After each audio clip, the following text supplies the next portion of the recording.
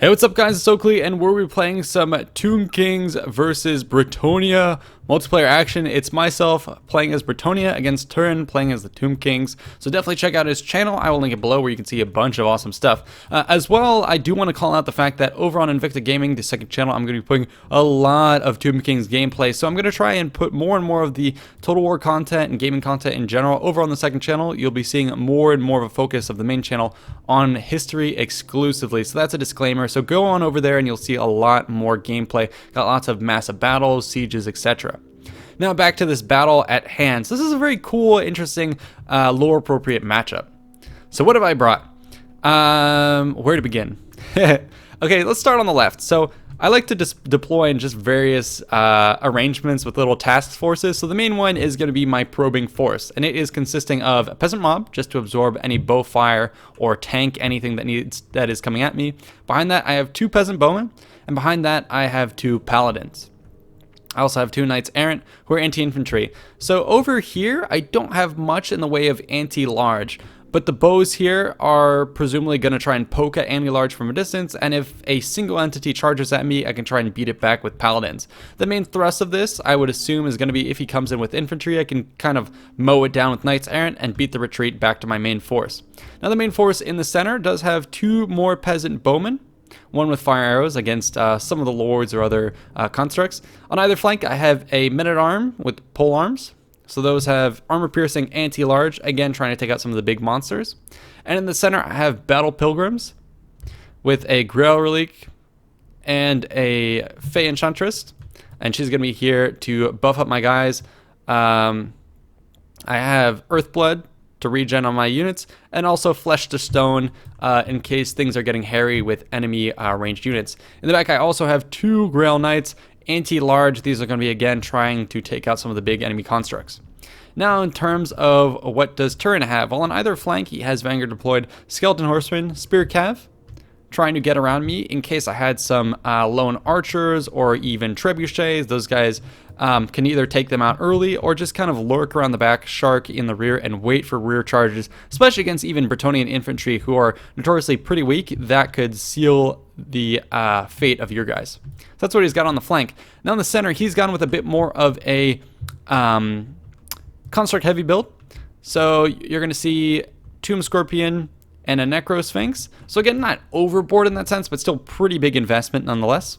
He has the Chosen of the Gods who shot you with great bows. These guys have extreme range.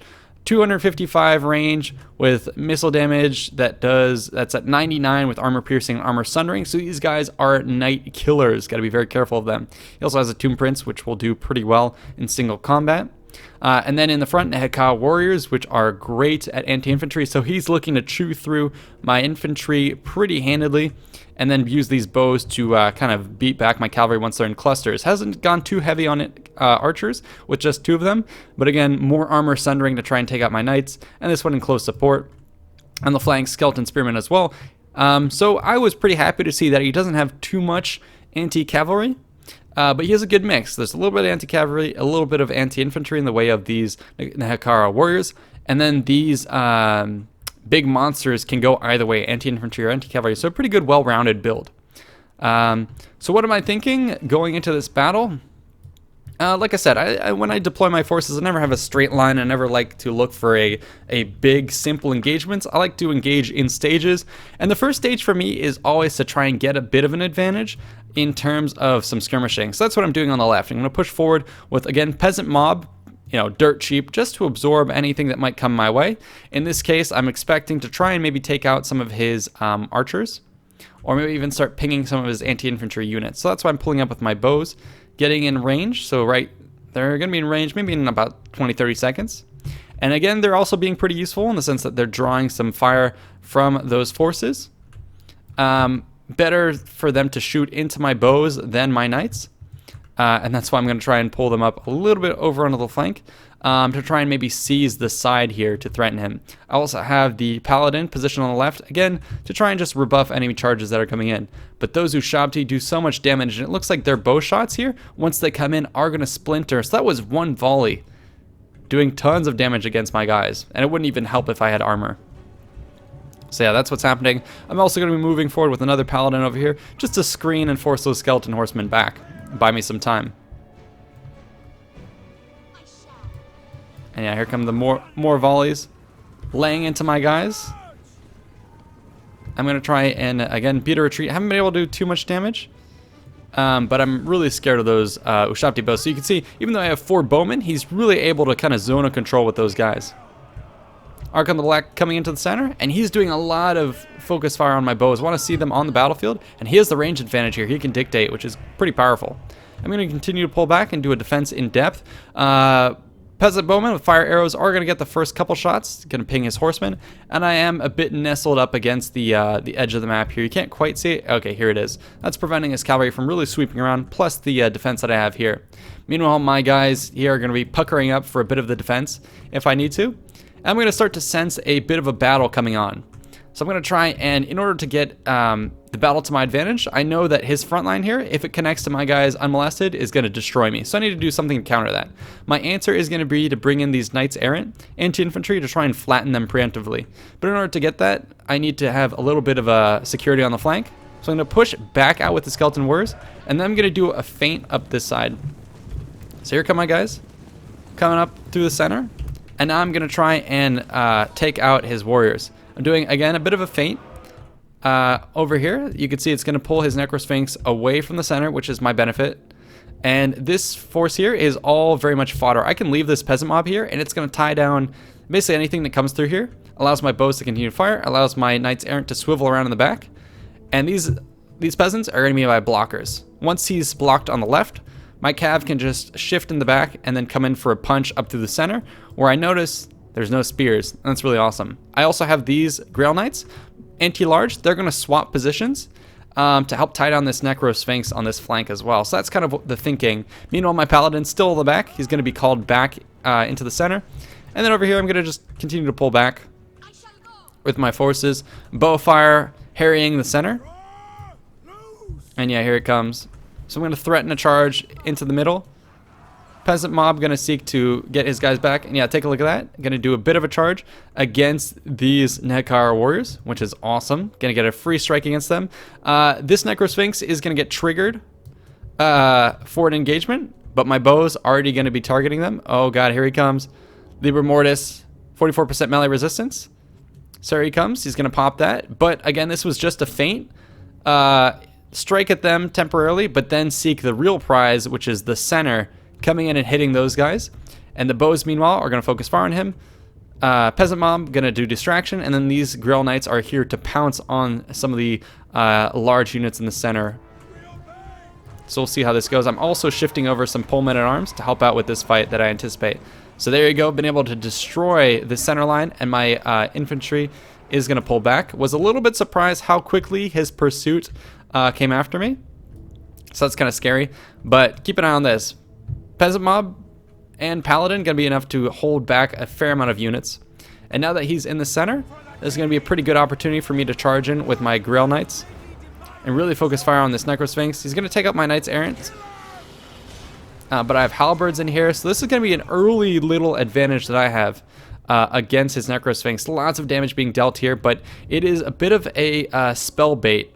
Archer's also going to be firing into here, so this is very precarious for me. Paladin also committed as well, but I did enough to rebuff that main assault on my infantry. On this flank, I'm going to be holding somewhat with my pole men at arms, but Nehakara's warriors will be victorious, as well as the fact that Skeleton Horseman just skated away, was microing a bit too much on the left, and he's going to get a clean strike into my guys. These units should have been in the back, and the Foot's Battle Pilgrims should have been fighting in the center. This is going to be a little bit scary as well, the fact that a Tomb Scorpion, which is very good against infantry, is going to poke through with nothing much to defend it. Also, Skeleton Warriors doing a good job of getting around the flanks here. Ooh, tied down by my Paladin. Again, another reason why I bring these guys. They're able to kind of glitch out units. You can clip them, and you can see that's going to buy me just enough time.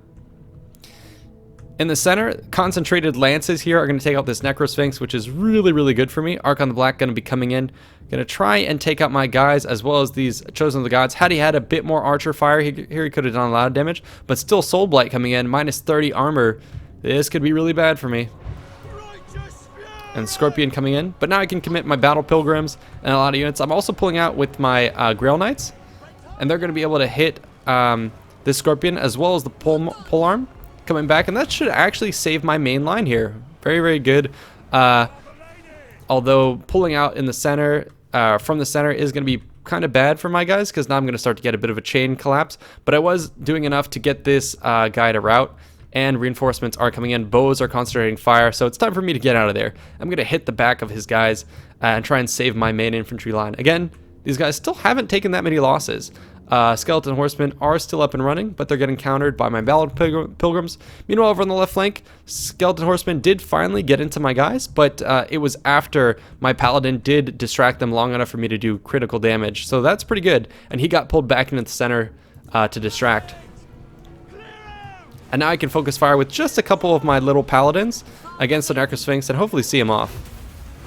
But he is starting to get back into his health, so that's a little scary. I do have the Fae in the center. She was helping to regen my guys and tie down the enemy, but she has to be careful. She might get focus fire here.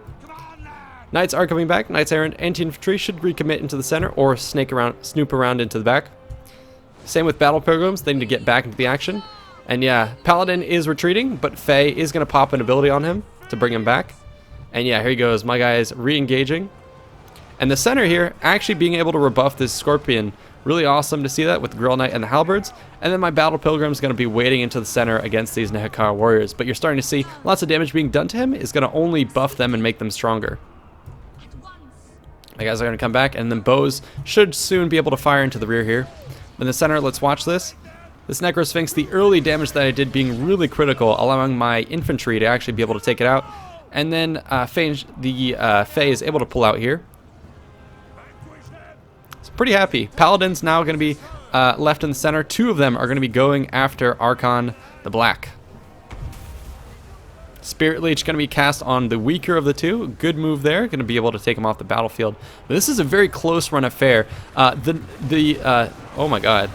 The thing that is very much to my advantage, though, is that I've been able to safeguard my infantry until the mid to late game here. Whereas otherwise they would have been trashed by the enemy infantry and constructs. Ooh, speaking of constructs, there goes another one down.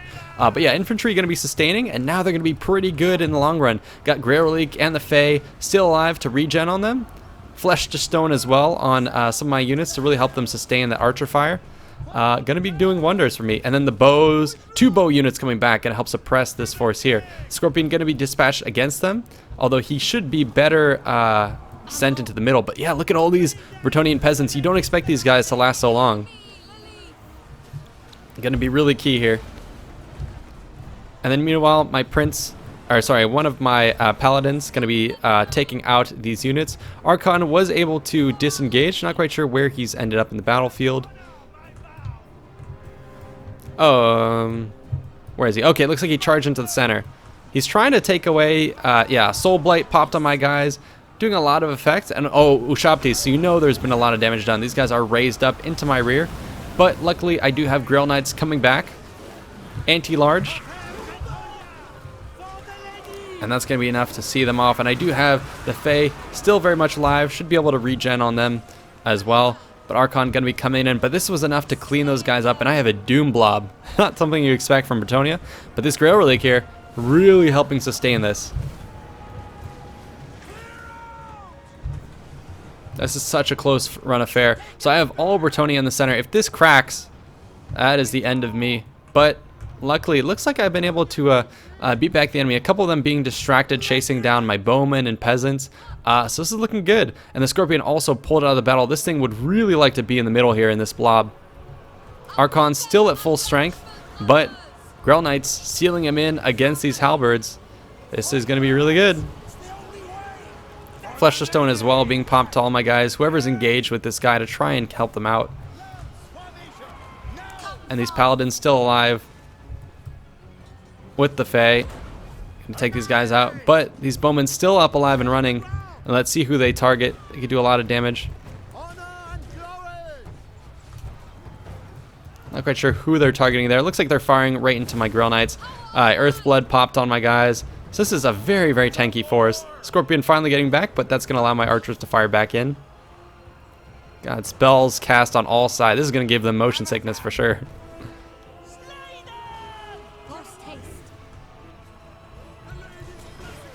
Looks like this Tomb Prince gonna be surrounded. This is so close, and both reinforcements are coming in. Peasant mob somehow making it to the late game as well, but here comes the Scorpion. My guys are terrified. Curse of DF here popping. It causes my guys to rampage, not quite rout, but rampage. I lose control of them. Some of them are going to be pulled out by Archon, so he's starting to get my my tight-knit blob here with the Grail Relic.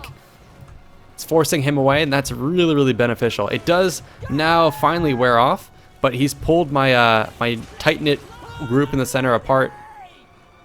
I'm going to pull the Grail Relic back into the center to make sure it's getting its effect off on everyone. This is really close. Grail Knight's still holding strong. Fair amount of health. They are trying to focus on this Tomb Prince. His curse goes off when he's below 50% health, or I believe you have the ability to use it, and that's what went off. So he's close to his end there. Being focused. The Fae still coming out alive, and he's going to go after the Grail Relic, but it has a lot of health and it's pretty tanky. So things are looking pretty good for me. I'm going to leave my battle pilgrims here, and then these knights are going to be pulled out of that fight. And what they're going to try and do is land some hammer and anvils either on this force here. Oh god, so dangerous. Or they're going to try and chase away Archon, because I realize at this point he's actually really weak.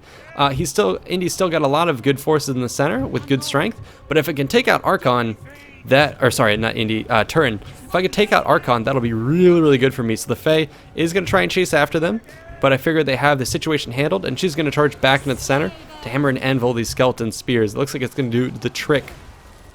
And they're going to rout, and somehow Battle Pilgrims and Pullmen at Arms still holding out, and still a couple Grail Knights in the center doing damage. But this guy, tons of kills. Peasant mob as well, still up and running, going to charge these Ushabti. Looks like one of my paladins was running off the battlefield, but sees himself back, and he's going to charge into the center. And just as he comes in, he's going to spot an opportunity to perhaps chase after Archon here, who's been ping-ponging around everywhere.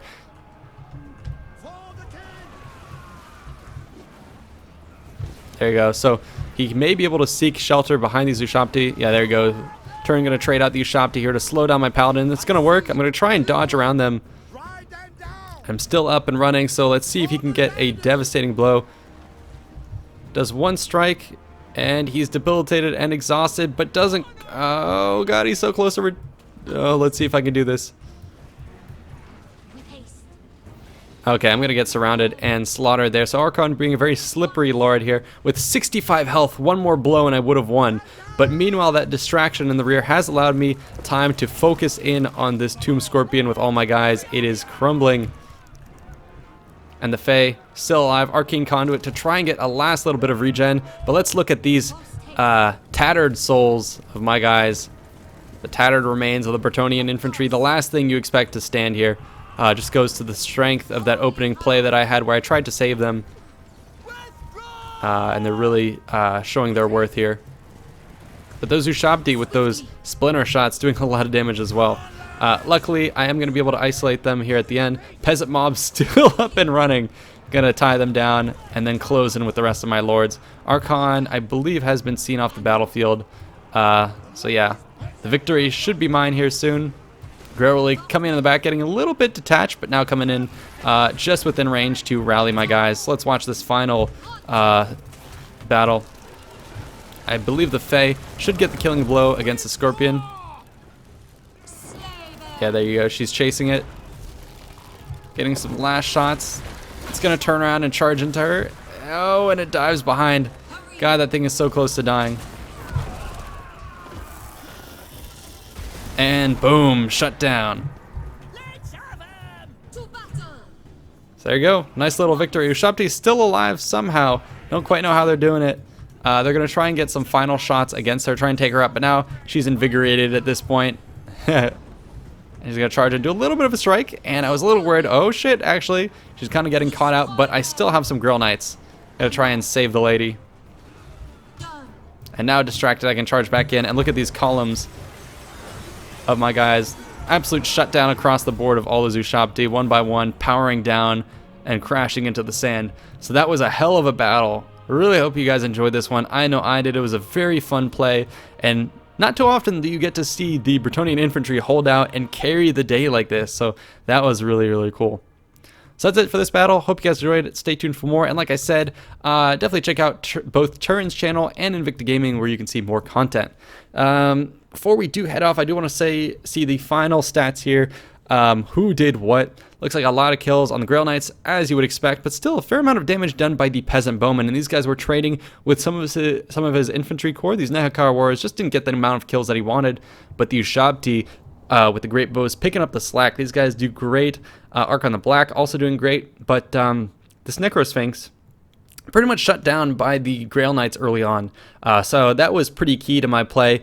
But I think having two of those, maybe even two Tomb Scorpions, can be really good. You can see that, I don't know, in the battles that I've played, these guys always get lots of kills. So two of them makes them hard to shut down, and if they get into your infantry or backline, good luck trying to kill them. So powerful.